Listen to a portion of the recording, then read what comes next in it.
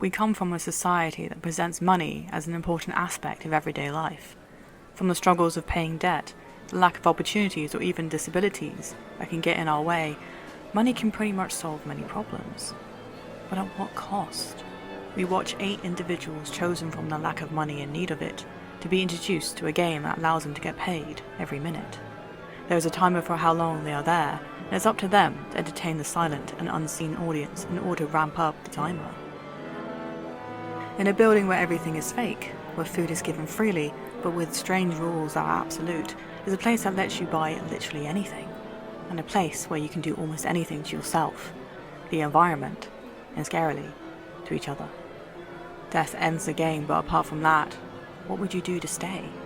And how much money is enough? This is 2 takes, and this is 1 shot, an analysis of the limited series The 8 Show. Spoilers are ahead.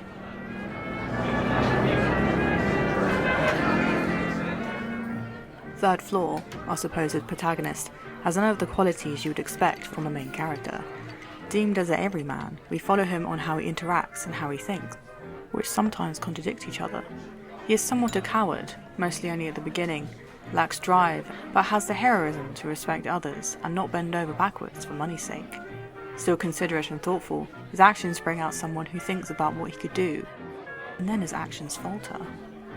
However, since the game is somewhat a waiting game, money and lack of Maslow's hierarchy of needs, the base level of food, water, sleep, which is the prime example here, places Third Floor to finally snap. Under lack of food, psychological torture, to finally stand up and do something before it's too late. From someone who ended a game through manipulation, get-rich-quick scheme, and following the money-dripping words of a scammer, Third Floor was always a follower. He wanted to be the forgotten party, so he could just survive. However, the show has placed him in the spotlight, literally, throughout the cameras, but more importantly at the end, when he shoots the cameras one by one. He has finally taken matters into his own hands, stood up for those who were struggling, and beaten the system and its own game. His compassion rang true, showing he had not lost himself fully in the expense of money, and holding himself accountable to not be invisible anymore.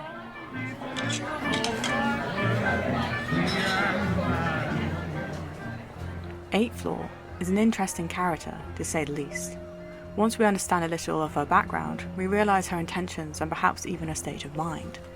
We see her enter the game in the 2nd episode in a white dress, from playing guitar on the streets, listening to heavy music with a drink in hand, payment from bus. And what is interesting is how fast the interest is piqued in something else. 8th Floor flips through personalities like they are delectable feasts in the mouth. Once gone, a new idea, a new need takes its place. 8th Floor did not want to identify as a busker, as it is below an established performance artist. She was seen struggling, but always smiling, moving on to the next thing before any sort of bad emotion could take place. This makes sense in the game when everyone realizes she gains more per hour. In her first night, she uses all the money for materialistic things without a thought as to where it came from, why this is happening, or whether there would be any more, and especially why it costs so much. She plays the game as a literal game, enjoying things at the expense of others, and wanting to change it once she becomes in danger.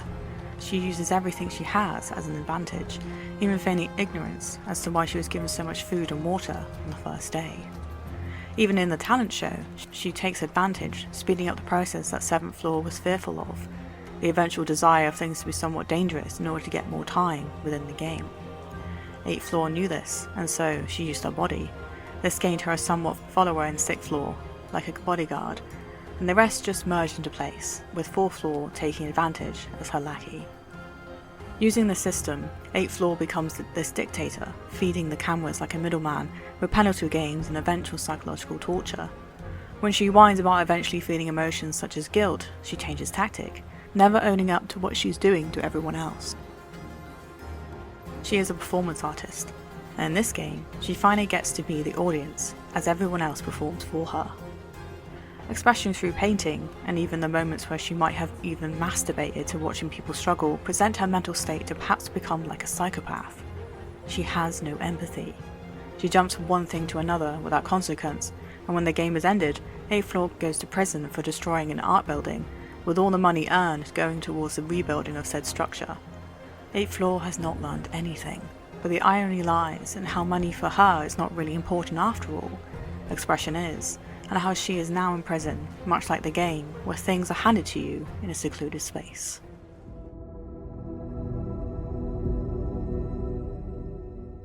Seventh floor comes into the game reading the rules with intention and learning its directive by small experiments, realizing immediately that there are cameras in the room and the expense of even the smallest thing is heightened. His direction for the most part is figuring out the game's concept, becoming the voice of reason at the beginning, then falling into old habits of submitting and compromising for the benefit of a safe spot by the time the higher floors become committed in their own importance. From 7th floor's intentions of a shared community, others pick it up and create an almost capitalist society until it becomes a dictatorship wherein no one is safe. We all know 7th floor is intelligent, giving us a heads up of what he thinks the audience want in terms of giving them time, to begin with innocent games and talent shows, sharing and dividing the workload of running up and down the stairs, of sharing meals to those who work, and eventually even making up the games to involve torture, apathetically telling the rules to the lower floors and somewhat making it fun but also fair for both sides, in a weird way. Creation of rules, of standards, makes others not just manically hurt each other with no direction. With 7th floor, this is structure. However, after learning about his past, of how he compromises and backs down when his written work for a film was denied because it was boring, even though it was featured off of realistic aspects of life, we see he has done it again in the show. He wants to know the truth, and to help others after what seems like a habit of submitting. So his opportune moment of switching sides brought forth his own importance by helping himself in order to help others. Even when he was forgiven from the lower floors, he was still unsure of his place, of what he has helped to do. And at the end of the show, with the money that he had obtained, he gave money away in the hopes of perhaps finally helping someone in need, of doing something real and freely finding purpose in helping. However, there is more in the fact that 7th floor exploits the system also by using this experience as a content for his fame.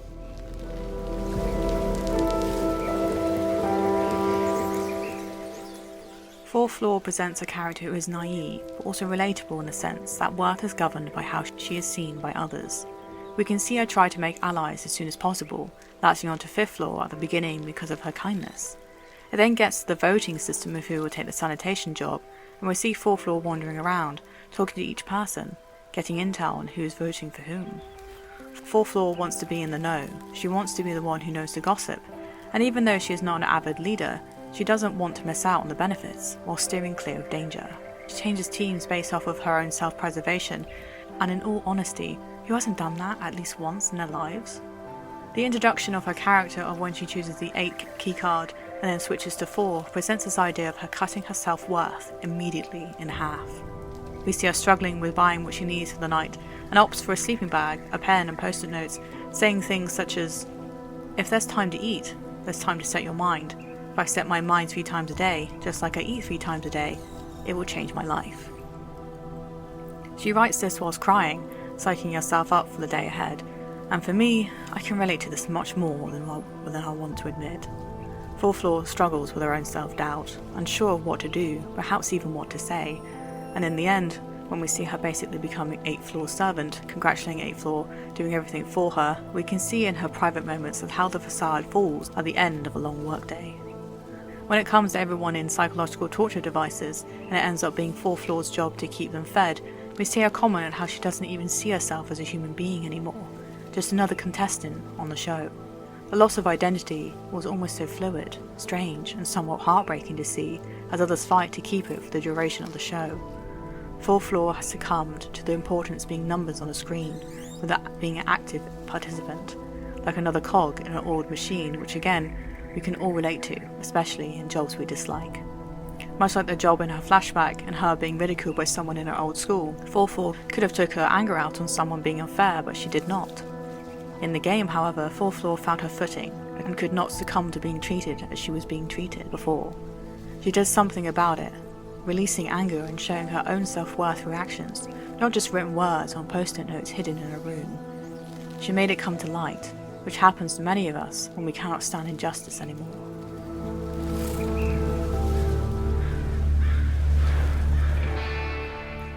Sixth floor can be seen as a meathead, a person who retaliates with violence with not much thought of the outcome. And this is fine, however his backstory is related to loss of fame and fortune in baseball, probably related to said violence and anger and most probably debt.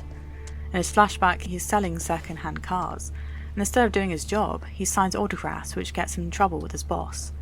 His boss, thinking he's safe, makes it worse by belittling Sixth Floor, which we can all guess led to violence. Sixth Floor's ways of obtaining power is somewhat textbook. Like most animals, the strongest survive. So, in contrast to Seventh Floor, who logically thinks ahead, Sixth Floor retains power through pain and strength. At the beginning, we can see him going along with what others are saying or doing because he was in the same boat as them, unsure as to what is happening. But then, when the hint of power structure began to take focus, Sixth Floor took advantage and split the group in two. Like a security guard, he somewhat takes delight in perhaps finally being able to take his anger out on something or someone without consequence.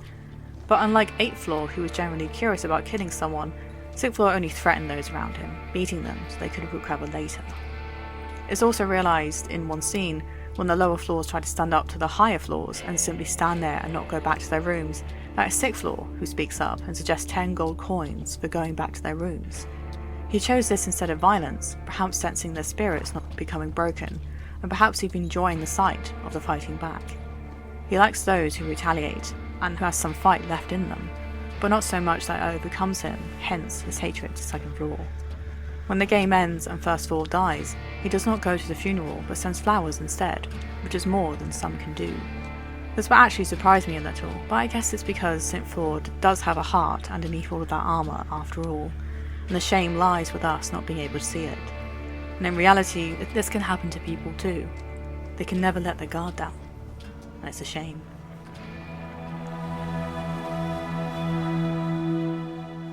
Second Floor was first seen as unapproachable and somewhat hard, is actually a giant softie. We see in her background how she entered the game to help a colleague pay his medical bills because he couldn't afford it, and then throughout the game, we see her suddenly speak up, verbally saying and physically fighting against injustice to and from each player. Something as easy as Third Floor touching Fifth Floor's chest or take the penalty, Second Floor congratulates Third Floor by taking the penalty instead, because this is what a stand-up guy does, whereas others might have thought it would be easier just to do the dare. It's interesting to also recollect that it was Second Floor that suggested that no one introduce their real names and talk about their pasts. This comment brought about a certain distance between the reality and the game, between each character, and unfortunately what is right and what is wrong. All in all, Second Floor provided a sense of security, of strength, and spoke the truth. She will remind us that we're human, and this is a game, that we do not do these things to each other in real life, and the real way forward is not violence. She will fight even when beaten down by a high authority, withstanding beating after beating, and even psychological torture. She's a very strong woman, and a brilliant character that splashes cold water in everyone's faces, even us. As Diamond Dozen writes, the most brave, blunt-spoken, justice-seeker, etc. is most hated, agreed, cared less about by the rich, because their agenda matters more. Her placement as a character was genius.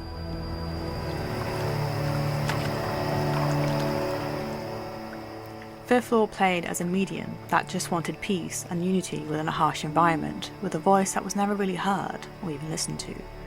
We understood quite quickly when someone gets hurt that she was a nurse outside of the game, making her become caretaker for those who are injured or need care, like in the psychological torture scenes. As a carer, she becomes disassociated and disconnected from the horrors that are going around her, and so, maybe because of her past or maybe because of the game, she dives into her hallucinations because it's the only safe space for her.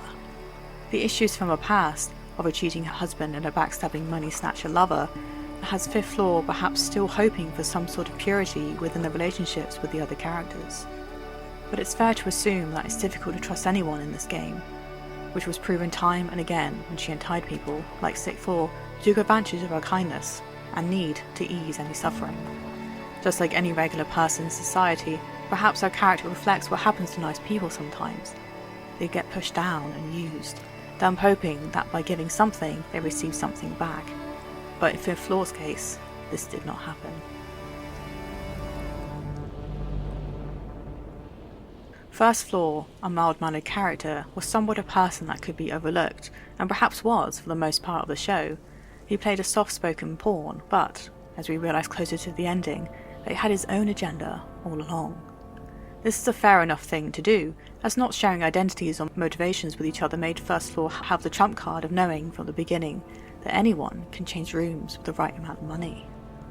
First Floor's limp has made him become a source of inadequacy throughout, what with the running up and down the stairs, and then the hitting from 6th floor when penalties were given out. He is already down on his luck through his disability, through his choice of room for convenience, and through his politeness of not minding. But he did mind, especially when he was on a sanitation duty, only speaking out when it became unbearable, and then breaking when he realised his saved money only bought the instructions of changing rooms, performing a dangerous circus-like show to perhaps gain more time. First Floor was already desperate, planning his own death so his family can live off of his life insurance. The limo that stopped and picked him up only prolonged his problems, like his suffering, and because in the end, First Floor died, attempting to gain back all that he's lost, and Third Floor's quick thinking destroying the cameras before they could see him die led to First Floor's death becoming emotional, driven, and most importantly, private.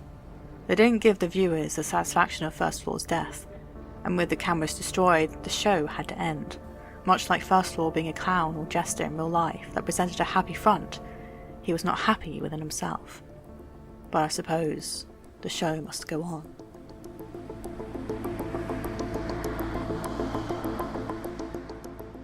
With the use of the Fibonacci sequence that is applied to each floor and the amount of money that they get per minute, it shows a thought-out system where everyone's worth is based on numbers and mathematics.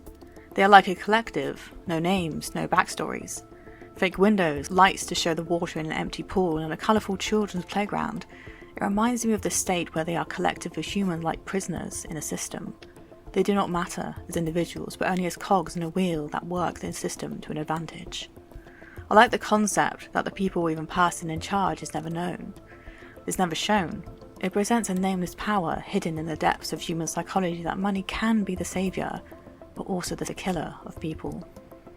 The concept of it being named the 8 Show because of the obvious 8 participants also has a hidden message of the 8 turning into an infinity symbol in the opening credits. This to me emphasises the threat. It's never ending and it always circles back on itself. The participants of the show were willing to partake. We cannot survive without money, but when the cameras were destroyed, that was the end of the show. Ironically, it cannot survive without us. It's a full circle. And with each participant coming into the picture with their different circumstances and colliding beliefs, it becomes another day in life somewhat. A reality show that isn't real. What was real was when the cameras were turned off and their humanity came back. They weren't fighting for money anymore. They were fighting for freedom, and perhaps for their old selves. What are your thoughts on what was discussed in this episode? Comment and let me know to open up a conversation. Like and subscribe for more content of this nature, and come talk to me on Twitter or Instagram. Better yet, support the show on my Patreon to help a creator such as myself with learning on the go. Each like, each comment, each subscriber fuels the motivation I need to make better and better content for yours truly. Come say hi, and thanks for watching.